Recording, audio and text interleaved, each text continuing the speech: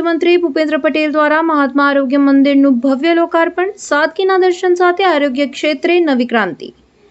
અમરેલી જિલ્લાના રાજુલ શહેર માટે આજનો દિવસ ઐતિહાસિક સાબિત થયો છે। ગુજરાતના મુખ્યમંત્રી ભૂપેન્દ્રભાઈ પટેલે રાજુલ ખાતે નવનિર્મિત આધુનિક મહાત્મા આરોગ્ય મંદિર મલ્ટી સ્પેશિયાલિસ્ટ હોસ્પિટલનું વિધિવત લોકાર્પણ કર્યું હતું। આ હોસ્પિટલ કાર્યરત થવાથી હવે સ્થાનિક અને આસપાસના ગ્રામ્ય વિસ્તારના દર્દીઓને ઘર આંગણે જ આધુનિકતા સાથેની સારવાર મળી રહેશે। તેમાં થયા સાદગીના અનોખા દર્શન। માત્ર 2 કારમાં પહોંચ્યા મુખ્યમંત્રી।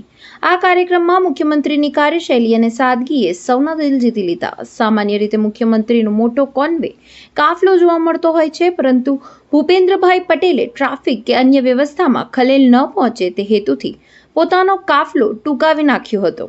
તેઓ માત્ર 2 જ કાર અને સુરક્ષાના એક વાહન સાથે હોસ્પિટલ પહોંચ્યા હતા। તેમની આ સાદગી અને જનતા પ્રત્યેની સંવેદનશીલતાએ સમગ્ર પંથકમાં પ્રશંસા થઈ રહી છે। સાર્વજનિક સુવિધાનું નવું કેન્દ્ર। આ મલ્ટી સ્પેશિયાલિસ્ટ હોસ્પિટલનું નિર્માણ કરવામાં આવ્યું છે। આ હોસ્પિટલ માત્ર ઇમારત નથી, પરંતુ ગરીબ અને મધ્યમ વર્ગના પરિવારો માટે આશાનું કિરણ છે। અહીં નિષ્ણાત તબીબો દ્વારા સસ્તી અને ગુણવત્તાસભર આરોગ્ય સેવાઓ પૂરી પાડવામાં આવશે। મુખ્યમંત્રીએ હોસ્પિટલના વિવિધ વિભાગોની મુલાકાત લઈ સુવિધાઓનું નિરીક્ષણ કર્યું હતું અને ભાગીરથ કાર્યને બિરદાવ્યું હતું। રાજકીય અને સાંસ્કૃતિક મહાનુભાવોની પણ ઉપસ્થિતિ રહી।